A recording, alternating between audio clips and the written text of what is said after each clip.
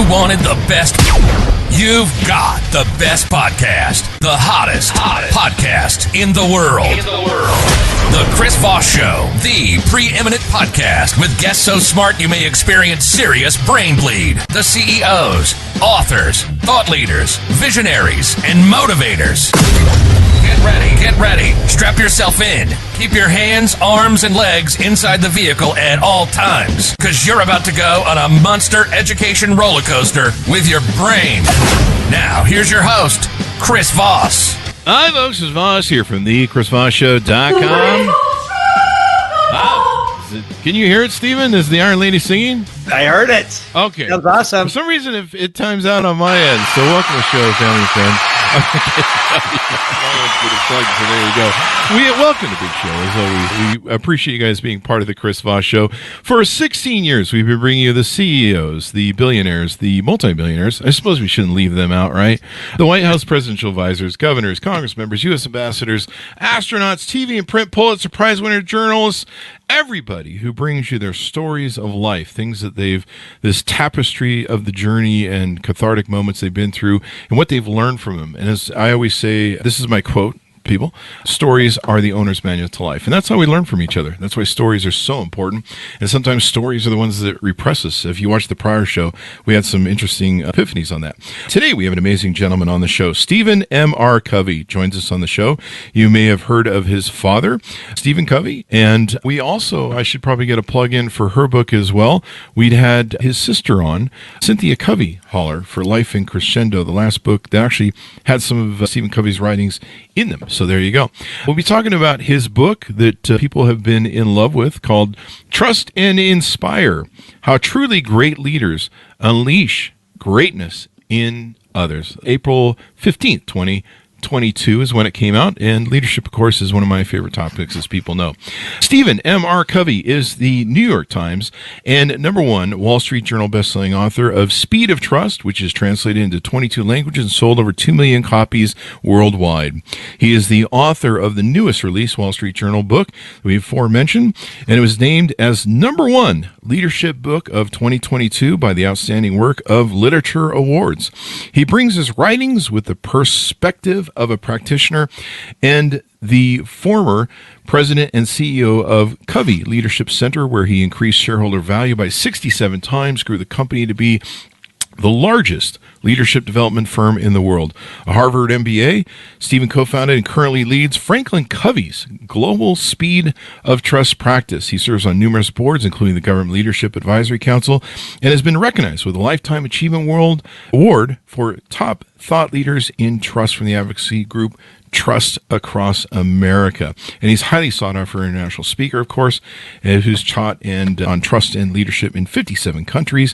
And now he's reached the pinnacle of his career. He's here on the Chris Voss Show. Welcome to the show, Stephen. How are you? Hey, I'm doing great. It's fabulous to be with you, Chris, and I have arrived being on your show.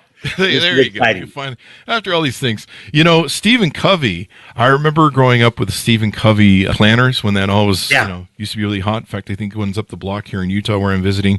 And so I always had to have the Stephen Covey, schedule planners. So those were imperative to it.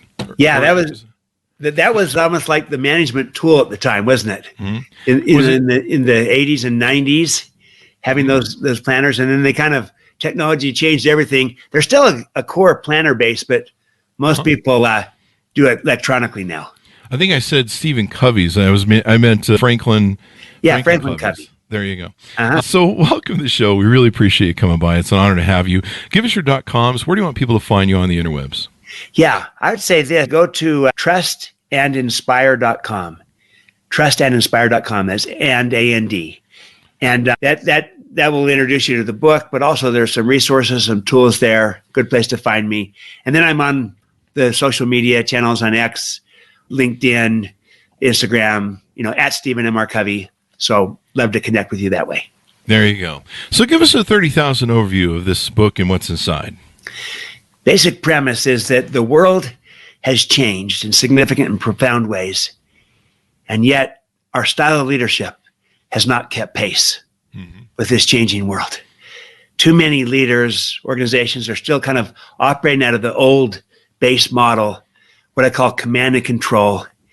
it's become a better version of it. It's now become a more enlightened version of command and control.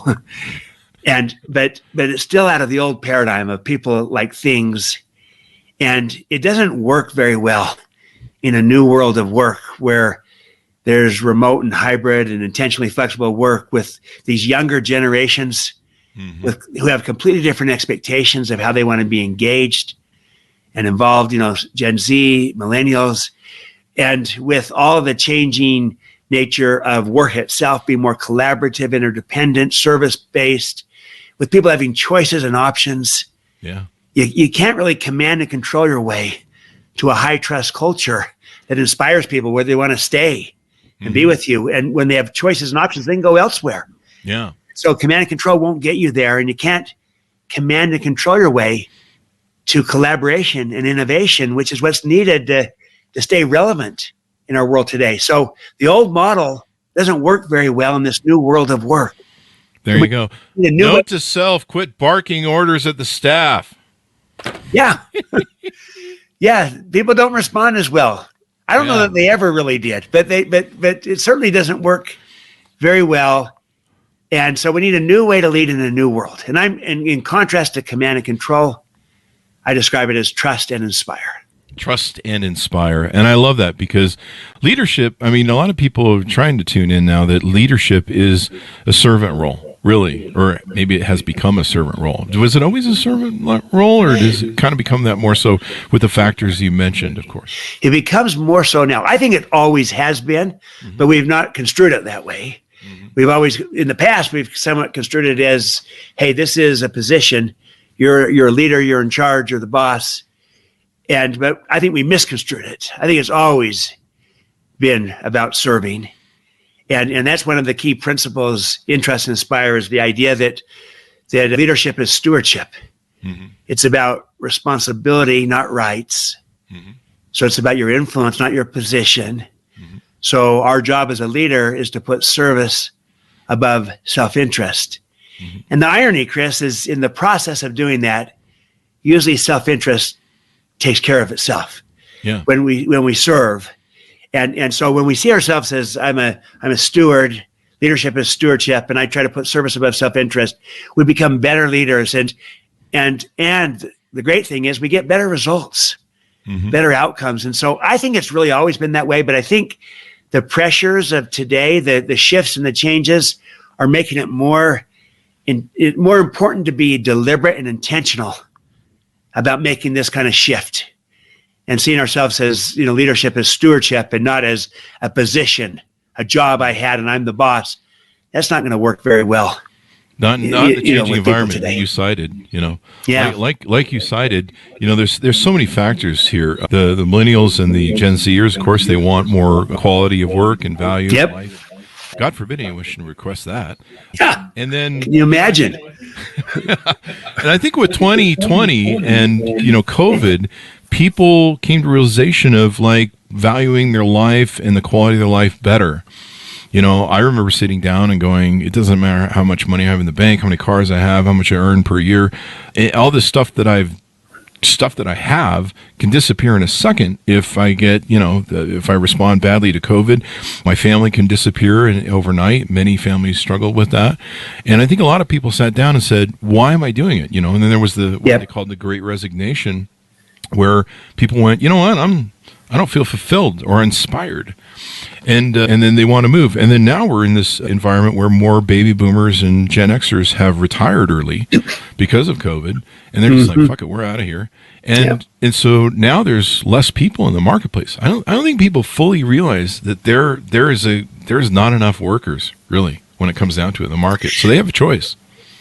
Exactly. It's with all these factors that have hit us, people have...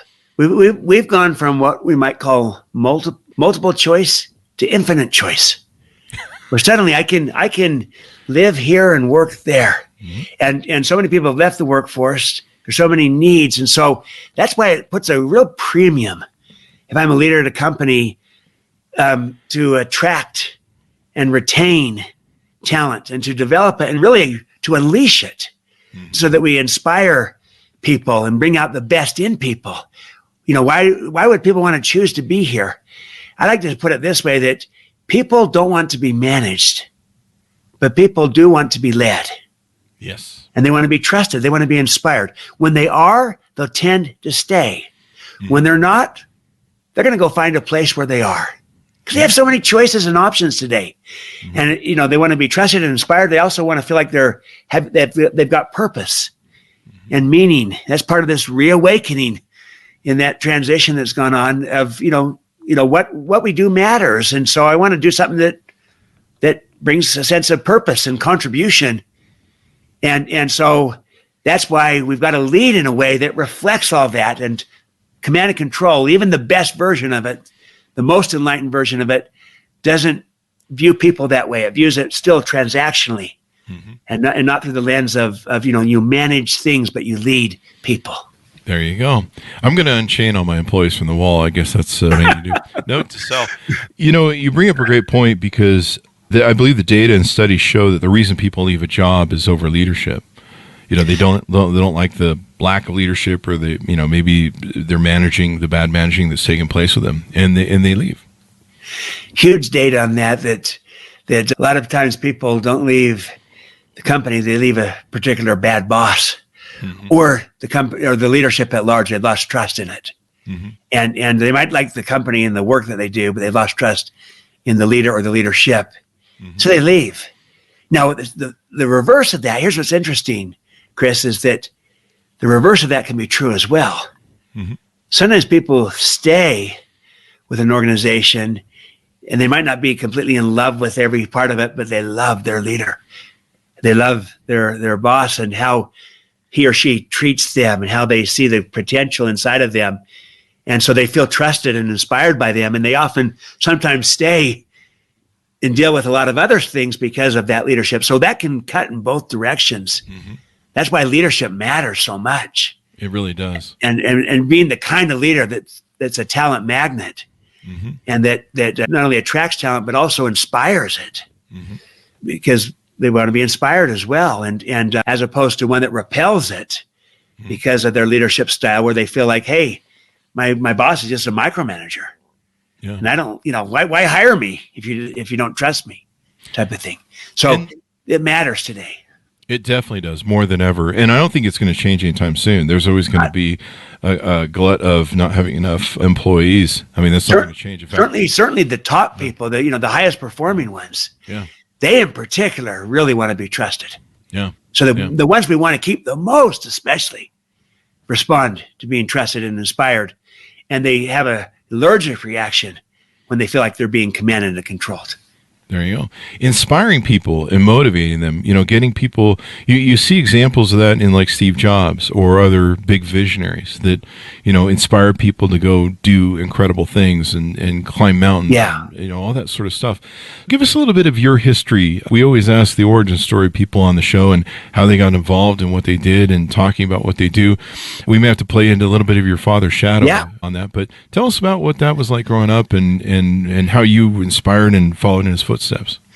Yeah, great. Well, I feel so fortunate, even blessed to have grown up with a dad, and I'm going to say also a mom.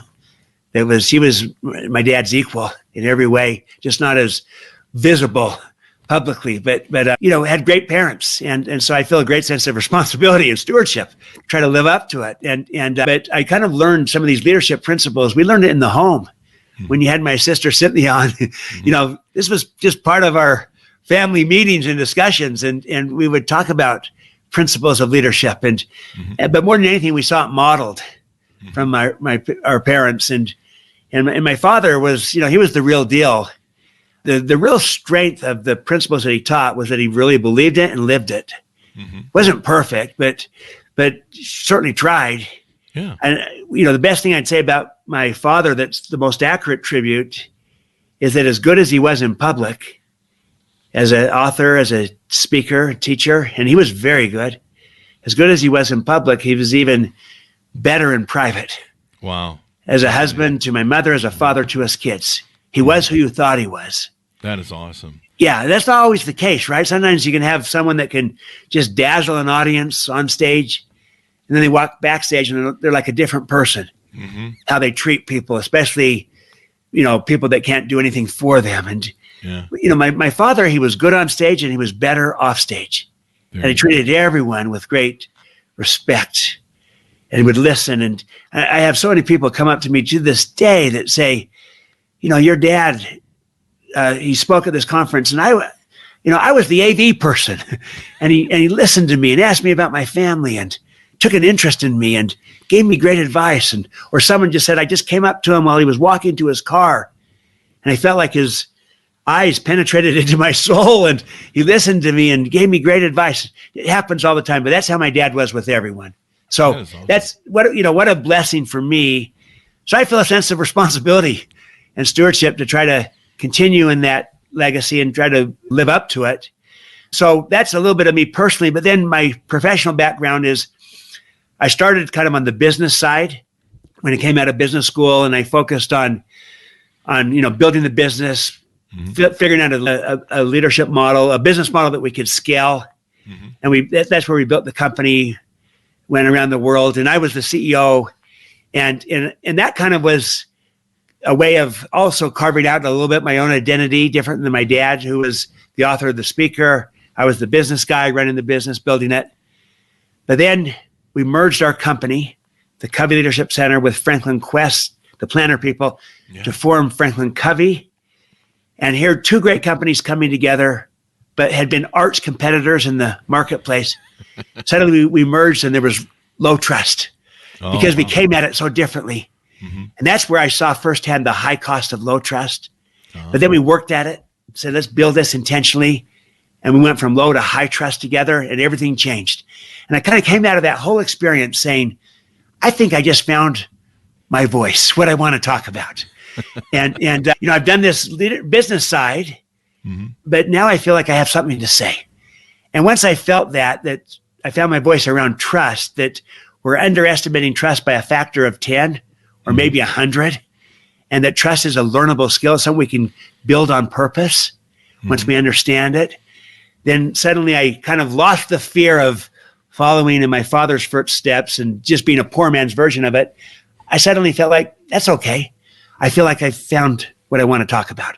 And then I shifted and had a complete 180 career change, went from the business person to now I'm writing and speaking once I found my voice on trust. And so then I wrote The Speed of Trust, and then now this new book, Trust and Inspire. And that's kind of my world today is speaking, teaching, advising, coaching, consulting, all around how to build high trust teams, high trust cultures inside of a company, but also how to be trust and inspire leaders, and have the kind of leadership have a leadership style that's relevant for our world today. There you go. And trust is so important in today's world. It's almost like a lost art. It's almost seems like no one ever does it. Like you can't trust anybody. You mentioned about how your father lived, breathed, and was the person that he put forth in a public thing. In a world where so many people today are fake it till you make it. The hypocrites are astounding. I think I joked in my book about how, leaders think if they just put out a PR statement from the board or whatever from themselves that, that's good enough. And then meanwhile, they're doing the opposite value-wise or morally of the, the value statement. Yeah. And employees are just looking at them going, yeah, you're a lying, thieving piece of crap, and you're telling us we need to be, moral and trustworthy and all this stuff, but we can't even trust you. Absolutely, the disconnect is massive when people see that. When you say one thing and do another, when you're not modeling and going first, and that's why that such a leader won't be trusted, and that contributes to kind of this low trust environment that we're operating in. You are right, Chris. It tends to be a low trust world, and the danger of a low trust world is that it perpetuates. Yeah. Distrust is contagious, and everyone becomes more careful, cautious, guarded, and they start to wonder, gosh, if the leader I know is two-faced, one thing in public, another thing in private, and not walking the talk, living the values, then maybe if this leader is, maybe others are too. They start to wonder, and suspicion creeps in. So that's why in this Trust and Inspire, the very first, what I call stewardship, responsibility that leaders have is to modeling. That's who you are. And, that's your character. It's your competence, because people do look to that. And when they see, a hypocrite instead of a model, and again, a model doesn't mean you're perfect, because in a sense, we all fall short. We're all striving. We're all on the journey. It just means that you really believe what you say that you value, and you're trying your best to live it, and you're trying to lead out and going first on the very things you're asking of others. So if you're asking people to, hey, let's increase respect, then be the first to demonstrate and show respect. Leaders go first. If you're asking people to be more open and transparent, then you lead out and go first in being open and transparent. You want more understanding and empathy? Be the first to be empathic and to, try to understand and listen to people. Leaders go first. They model the behavior. When they do that, then people say, I can trust this person. And also that inspires people. Hey, they are who they say they are. And, it has the opposite effect when someone says one thing and does another, and they're kind of blatantly misaligned. It's one thing when you're striving and fall short. It's another thing when, like you say, it's a statement you put out, but it's not really who you are. Then that feels misaligned, and that feels incongruent. And I don't trust that, and it certainly doesn't inspire. So if we want to lead through a trust and inspire approach, we got to start with modeling. And that's really who we are. It's our character and our competence. And that, who we are in a sense even matters more than what we do. What we do matters too. Yeah. But who we are is the starting point for it. There you go. Which means I'm screwed because I'm a horrible person. So there's that. Well, you can be authentic and real. Again, I don't want to elevate this to where it says you got to be perfect. You got to be yourself. Well, I'm that too, but I mean, that's aside from the narcissist, I'm perfect. Yeah. Other than that. I mean, they say humility is my greatest trait. So there you go. You remind me of a phrase I remember. I think I was reading General Mathis' book or one of those other great leaders. I think we've had some of them on the show about officers eating last. And one of the standards, setting that example of servant leadership, of creating a sense of unity, loyalty, and that has to come from you. You have to be that beacon that shines that forth, where people go, okay, this is the game we're playing. This is the culture we're building. This is the organization we're going to have. But if the leader, the man on the white horse doesn't set that standard, then the rest of the organization is going to go, I don't know, we're just doing whatever he does. If he's full of it, we're full of it too, I guess. Yeah, absolutely. It really is vital. And this is where, and it can be in the little things.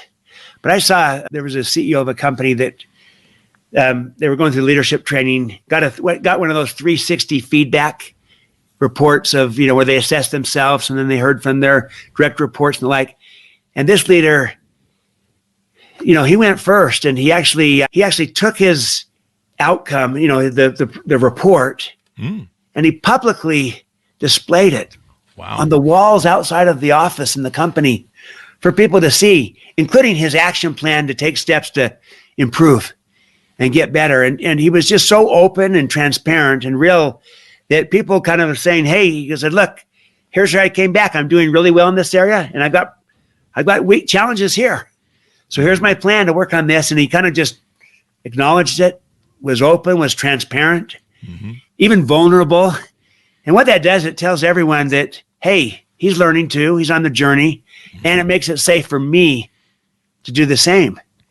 When I see someone else doing it, especially when that person's in a position of influence. They don't have to kind of pretend that they're perfect. They're authentic and vulnerable. I just was with Dr. Leslie John. She's a Harvard Business School professor, and she's doing research on vulnerability and how it builds trust.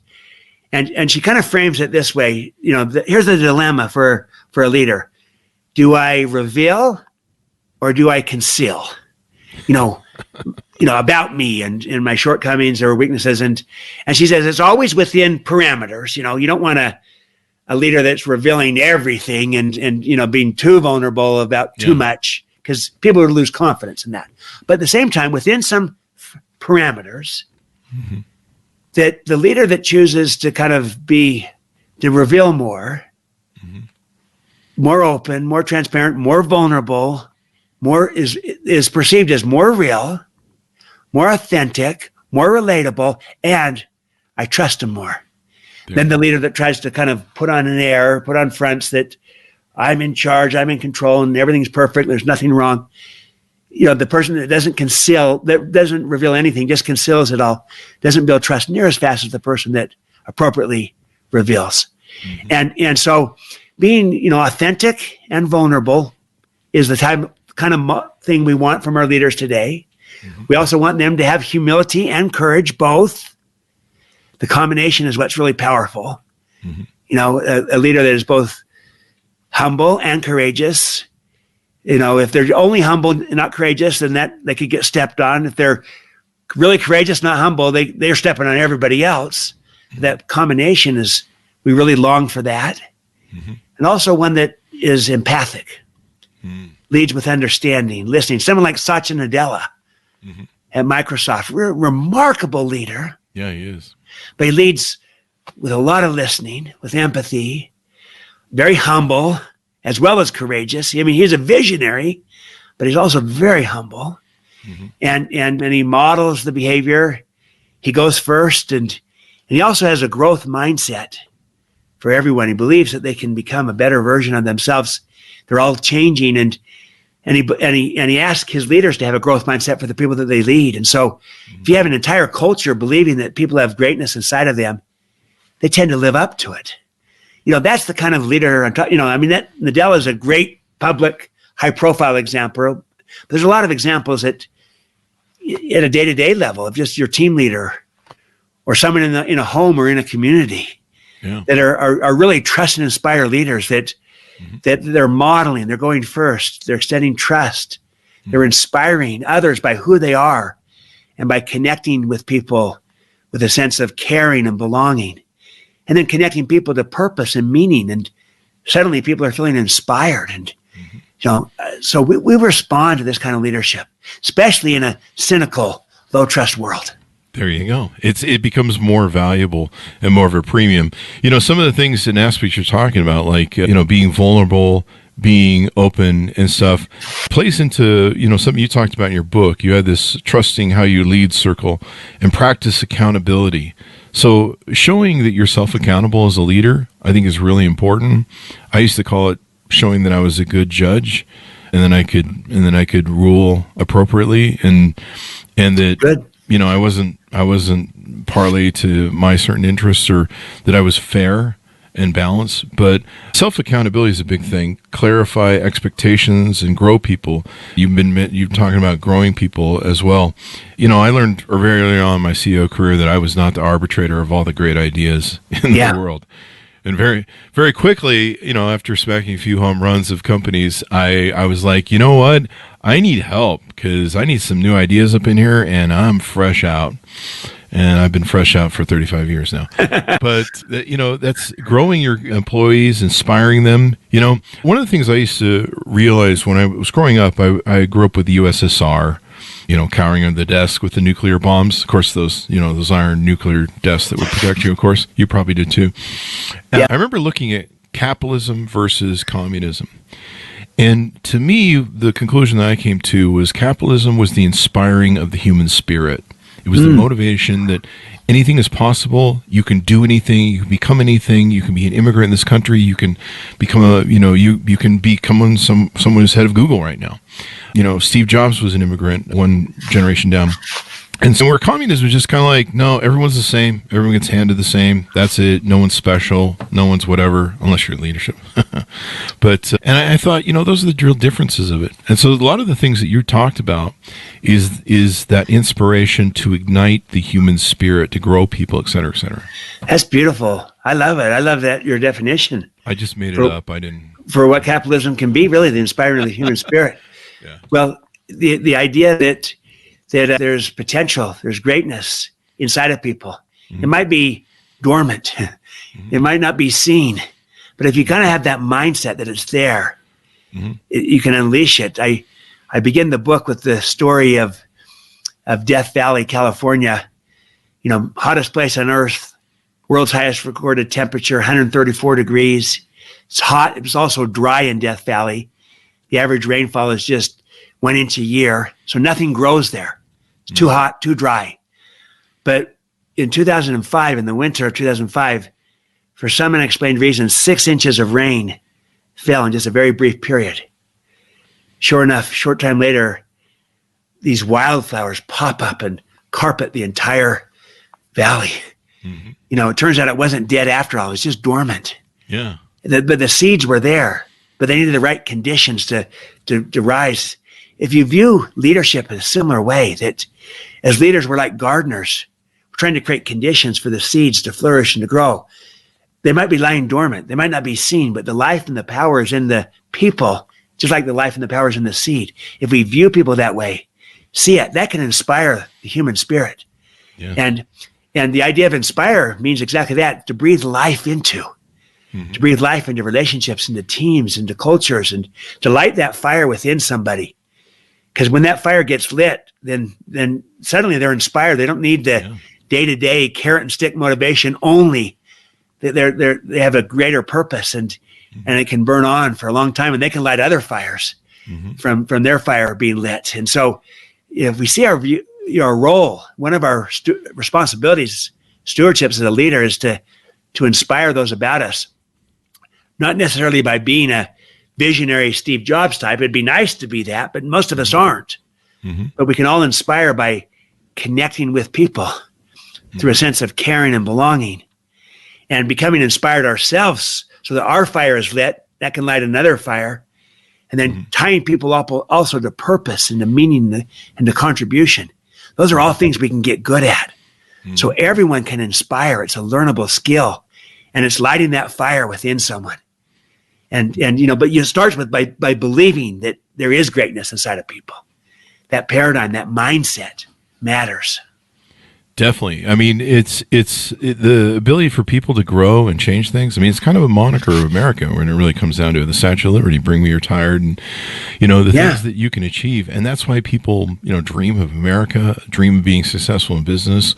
They want that sort of inspiration. Years ago, when I, first got my big CEO office, a big desk, I had some sort of picture I picked up that was one of those motivational photos from the 80s or whatever they were, 90s. And but basically, what it imparted to me was you have to earn your title every day. You can, somebody can give you a title, but you have to earn it every day. And it reminded me that I had to go out and earn through. I love your word. I've always called it servant leadership, but I like your word of being a steward of it, because that denounces some responsibility as opposed to, I don't know, I'm going to serve you fries. I don't know. I like it better. But that way. And what are some ways? One of the things that you talk about in the book is, I saw with COVID things being a real problem with leadership. I used to like to go around my office, and I always called it touching people, but this is back in the 90s, but basically touch their hearts and minds, inspire them, and check in with them. Check in with your employees and say, how's things going with you, man? Are you cool? And as a family, checking in and letting them know that you're just not showing up at their desk going, do you have your TPS reports? Right. From the Office Space movie. But one of the problems you have with, remote working and leadership is, how do you reach through that Zoom call and inspire and motivate people? It's a really dead program 2D model. How do you inspire more? Can leaders inspire more in this weird environment of working Zoom calls and everything else? Yeah. Do I have to go out to people's homes and just knock on them and sit on their couch? Yeah. Well, like you say, there's the face to face is. It's easier. It's you're proximate. You're there. It's more natural. It's easier to have those little side conversations and to, just take them aside and say, hey, how you really doing? Mm-hmm. But I'll tell you what, the same principles still apply. It's just that in a virtual or remote setting, we have to be far more intentional and deliberate about it, because it doesn't just happen easily. Yeah. You have to plan for it. You have to think about it and say, hey, I want to connect with my people. So here's what I've seen some leaders do. They hold their weekly team meeting, and then they tell someone in advance, maybe text them saying, hey, after the the Zoom meeting. Hey, stay on for a few minutes. I want to just talk to you. And then everyone leaves after the meeting, and that person stays on, and they say, hey, just want to check in, seeing how you're doing. And you should probably warn them that you're going to check in, because usually if they want you to stay after, that. Yeah, no, that's yeah. You might just say, stay on. Just want to just catch up with you. Yeah, you're right. You don't want to have them be worrying the whole meeting. Oh no, am I gone? Yes, you can say it's a positive. Yeah. But you're just showing that you care. You're demonstrating that, just checking in, seeing how you're doing. That's one thing that some people did better during COVID, is they started to see each other as human beings when they would have Zoom calls, and their pets were sometimes behind them and their kids and stuff. And it wasn't perfect, but they started to see each other as, hey, it's not just someone at work. They're a dad or a mom, and they're a whole person. Yeah. And I'm seeing a different side of them. I had a president of a university say, I began to see my people as human beings and not just cogs in the wheel that, worked for me. I started to see them differently. So seeing the whole person. So you want to look at, part of the Trust and Inspire approach is that you start with a paradigm, a mindset of how I view people, how I view leadership. I see people as whole people, meaning they have a body, a heart, a mind, and a spirit that, that have greatness inside of them.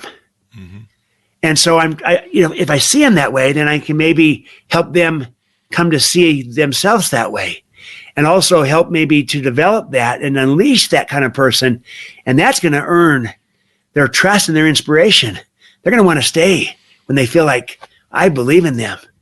I see who they can be, and they're developing that with me, compared to, a person that just views me functionally and for what I can do for them. They don't really care about me. So the principles of demonstrating care and concern for people, that's true in person, it's true on site, or it's true virtually. But it's a little bit easier to kind of demonstrate and show it in person. A little bit harder to do it virtually, but that's why you have to be more intentional and deliberate about it, and find the appropriate ways, and to show that you care, and to build a sense of belonging, and to connect with people through purpose and other things. But you can do this. The leaders can do this, and we spend a big part of the book, the whole inspiring chapter of how we can inspire as leaders. If this is a learnable skill, it's not just for the charismatic like Steve Jobs. It's for each of us. That inspiring others is a learnable skill. Everyone can inspire. And it's a stewardship I have as a leader to inspire those about me. I've never really thought of that way. Then how do we inspire? And, so that's where we say, well, you inspire when you model the behavior, modeling. That's your first stewardship. You inspire when you trust people, trusting. That's what you read about, the expectations, accountability, grow people. That's trusting. That inspires them. In fact, I'll say this, to be trusted is the most inspiring form of human motivation. It brings the very best out in people when I feel trusted. I know it does for me. I bet it does for you too, Chris. When someone trusts you, believes in you, you want to live up to that. You feel inspired by that. So you're already halfway there when you do the first two stewardships, which is modeling and trusting.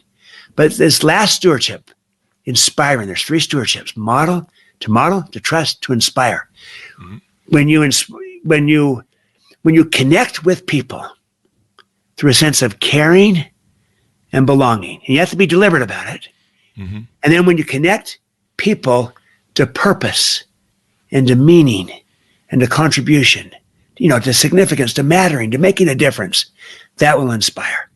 And those are things we can kind of get better at as leaders. We can learn how to connect with people through a sense of caring and belonging, and how to connect people to purpose and to meaning, and get better at that. That can inspire. I'll give you a little example of the latter one, the connecting to purpose. So where I worked with Pepperdine University, great organization, their School of Business, the Graziato School of Business, they had a purpose. Their purpose originally was to produce leaders who are best in the world. That's a good purpose. but probably anyone could have that. They changed one word. They went from producing leaders who are best in the world to our purpose is to produce leaders who are best for the world. Changed one word and inspired everyone. Yeah. From the professor to the staff member to the janitor, that we're all about producing best for the world leaders.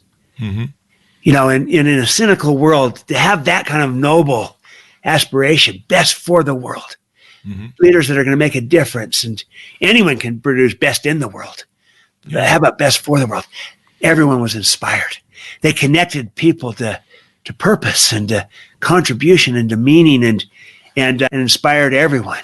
Yeah. And so that's it's kind of it's a learnable skill to make these connections, and you might not be the president, the CEO that has that lever to pull, but still you can find ways to overlap. What matters to someone with what matters to the company, and try to show there's an overlap in our purpose here. And so the work that you're doing matters to people, and maybe it can matter to you if I understand what excites you, what you want to do. When I demonstrate I'm that kind of leader, I'm listening to my people. I'm trying to understand what they want to work on, what they're doing, and I care about them. Suddenly I'm overlapping and connecting. I'm co-purposing with somebody. So that's the idea. It's just that this is a learnable skill to learn to inspire others. And it is a stewardship that we have as a leader. I'm still learning mine. We go around the office and I just tell people, hey, you're all going to be inspired around here, or there are going to be layoffs, damn it. So I'm working on it. It's like the expression that firings will continue until morale improves. Exactly. That's where I stole it. You got it. One of the things that when I interview leaders and talk to leaders, I'll ask them, what's your leadership style? And I'm always shocked when people have no idea what their behavior is in leadership. They're like, what? What advice would you give to emerging leaders who are just beginning to shape their leadership style, other than reading your book, of course? Yeah. Well, first of all, it's a great thing to think about it. I love your question because most people haven't really thought about it. Yeah.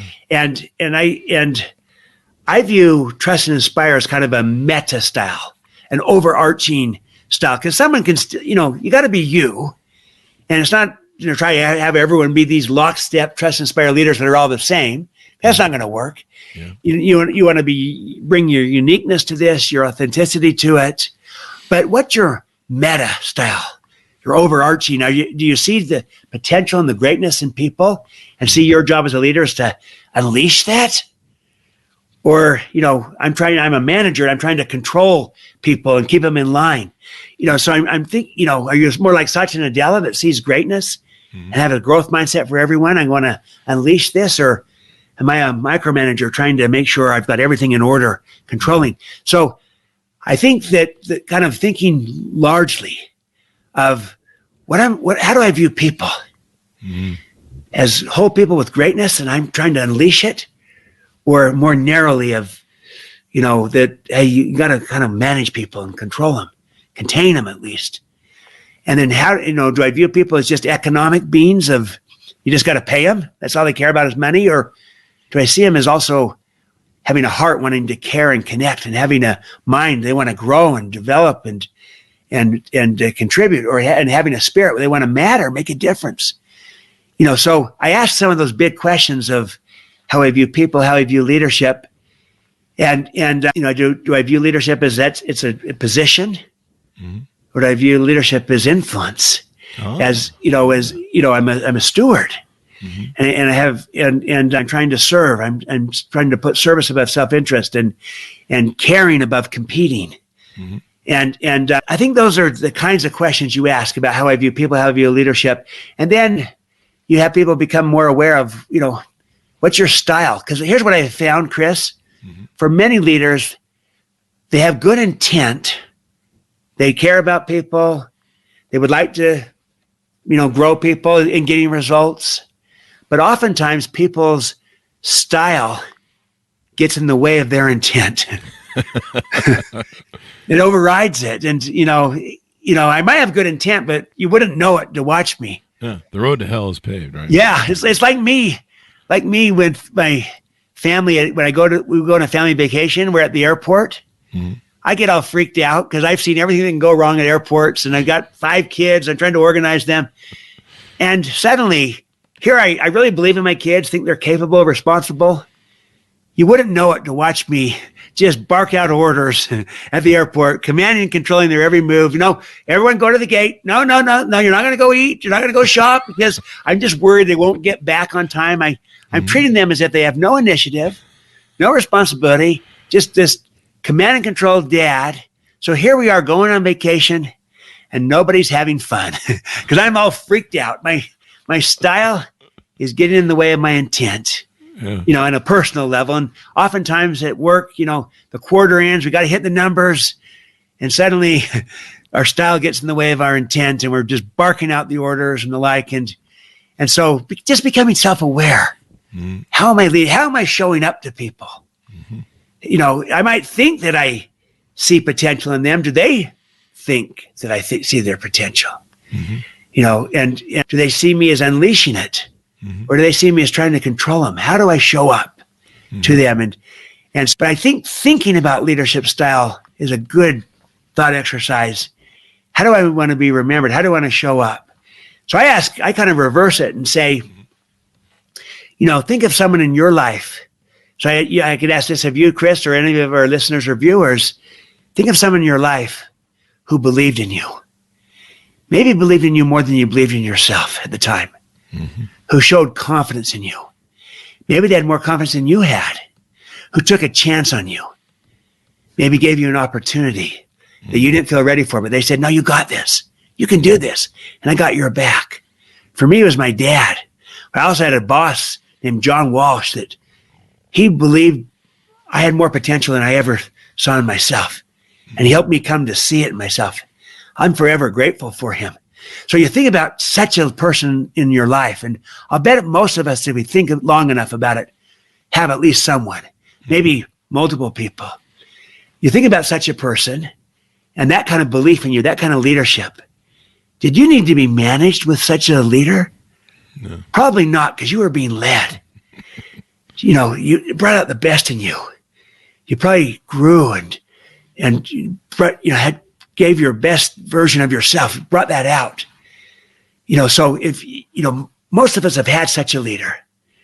And I have you reflect upon that and now turn it around and say, what if you could become that kind of leader for others, just like someone has been for you? And maybe rather than trying to take on everyone, try to just with one relationship. What if you could transform one relationship and become a trust and inspire leader to that person, just like someone has been to you? Mm-hmm. And if you can do it with one, you can do it with another, and then with another. So this is a better way to lead. It's a better way to live. It's a better way to approach everything. And it's what I would advise is to all of us is to think about who has trusted and inspired you, what that did for you. And what if you could become this person for another? Just start with one. It's a great way of thinking about your leadership legacy, your leadership style. Yeah. And I love how you portray it, and it's inspiring how you deliver it. When you inspire the people, when you enlighten the world, when you make a difference in people's lives, sometimes you don't realize the difference you're making, but someone will come up and say, hey, you made a difference in my life. And, you go, wow, this is, it's kind of cyclical, Yeah. It comes back to you and rewards you, and you go, wow, I actually did something. Thanks to Darren Hunter, the best podcast around with great guests. Cheers. We couldn't do it without our great guests, of course. So stuff like that, inspires you. As we round out the hour, anything more you want to tease from the book or any messages you want to send out to people? Yeah, I would say this, that I mentioned the 3 stewardships, modeling, trusting, inspiring. Let me say this on trusting, because we talked a little bit about inspiring. Here's what's interesting is that you could have 2 trustworthy people working together and yet no trust between them, even though they're both trustworthy, if neither person is willing to extend trust to the other, to give it. So if the outcome we want is trust, a high trust team, a high trust culture, yes, to get that, we have to be trustworthy, and we earn that. Trust is earned by demonstrating our character and our competence, but it's not enough to merely be trustworthy, because you could have trustworthy people working together, but no trust between them. So in addition to being trustworthy as people, as leaders, we also need to be trusting, be willing to give that trust, to extend it. Not blindly. I'm not just saying blindly trust anyone and everyone, in a smart way, with good judgment, with expectations, with accountability, but we need to lead out in extending more trust to other people, because when you give trust, people receive it and they return it. When you withhold it, they withhold it. And right now we're in a low trust world where everyone's withholding trust, and that perpetuates itself. We got to break that cycle. What if you as a leader could be a trust and inspire leader that models, that trusts and extends trust to people and inspires them? Then that could become a virtuous upward spiral that can give an example of, a better way to lead, even in a low trust world. And then people can see that this trust and inspire is not just a nice theory, but it's really practical. You get better results and you grow the people. Everyone's happier. Yeah. And they're more innovative and more creative. But someone needs to go first. Leaders go first. So be the first to model, be the first to trust, be the first to inspire. And if you don't wait on your boss, don't wait on others, go first. And so that would be my main, hopefully, takeaway for anyone. Be a model, not a critic. Go first, and you can live this approach to leadership and find that it's a better way to lead, and you're going to get better results, better outcomes, and then suddenly you can maybe inspire others to do the same, and bring about the change that you would like to see. That would be my takeaway is leaders go first in all three stewardships: modeling, trusting, and inspiring. There you go. You've inspired our audience, Anthony. Thanks for the message. Excellent message. There we go. And I like what you said, because that can be transposed into relationships as well, or marriages. Trust. Precisely. And, I've seen so many people that I don't trust who I'm married to, and it's like, well, did you ever trust them? No. And whatever trauma thing is, but you're like, if you don't trust each other, it's not going to work out. Not going to work out. The very definition of a bad relationship is low trust. We don't trust each other. Yeah. And again, sometimes I'm acknowledging there might be some situations where it's not smart to trust someone because they've consistently proven that they're not trustworthy time and time again. And I also know sometimes when we've been burned like that before, it could become a filter that you just can't trust people. And so you lead with distrust and find all the reasons why you can't trust someone, instead of leading with trust and finding all the reasons why you can. So I'll tell you just a quick ending story on this. I just was in Metzingen, Germany, met with Hugo Boss and the global fashion retailer. And I met with Daniel Grieder, the CEO of Hugo Boss. Now they're a 17,000 person organization. So this is a big global company, retail stores and catalogs all over the world and the like. And he came in as the new CEO about 2.5 years ago. And when he came in, he's brand new to the company. People don't know him. He doesn't know them. The first week on the job, he meets with his top 100 leaders. And here's what he says to them. He says, "Team, we have a choice. You don't know me. I don't know you. We haven't worked together.